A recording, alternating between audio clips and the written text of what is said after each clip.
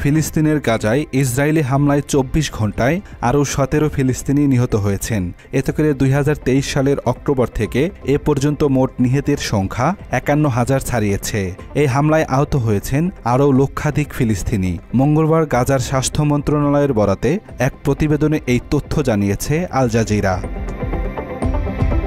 প্রতিবেদনে বলা হয়, গত ১৮ মার্চ ইসরায়েল যুদ্ধবিরতি লঙ্ঘন করে নতুন করে হামলা শুরুর পর গাজায় ১,৬৩০ ফিলিস্তিনি নিহত হয়েছেন। আহত হয়েছেন ৪,৩০২ জন। বিধ্বস্ত ঘরবাড়ি ও স্থাপনার ধ্বংসস্তূপে এখনও ১০,০০০-এর বেশি মরদেহ পড়ে আছে।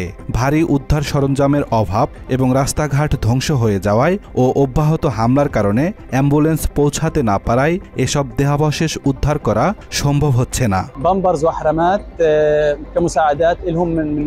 এদিকে ১১ জিম্মির মুক্তির বিনিময়ে গাজায় ৪৫ দিনের সাময়িক যুদ্ধবিরতির নতুন প্রস্তাব দিয়েছে ইসরায়েল। মিশর ও কাতারের মধ্যস্থতাকারীদের মাধ্যমে এ প্রস্তাব দেয়া হয়েছে।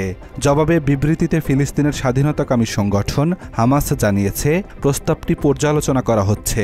দ্রুত এ বিষয়ে সিদ্ধান্ত জানানো হবে। মাত্র ৩০% টাকায় জমির মালিক হয়ে নতুন বাংলাদেশের গড়ে তোলার স্বপ্ন দেখা বাংলা বসতি। אני פה עם שר הביטחון, עם מפקדי צה"ל והלוחמים שלנו।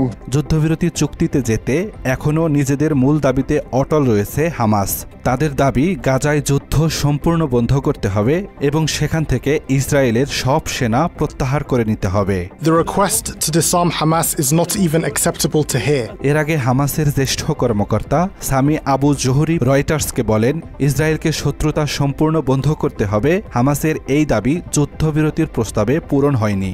এছাড়া নতুন প্রস্তাবে ইসরায়েল প্রথমবারের মতো পরবর্তী পর্যায়ের আলোচনায় হামাসকে নিরস্ত্রকরণের আহ্বান জানিয়েছে। আব্দুল্লাহ শেখ, বাংলা এডিশন।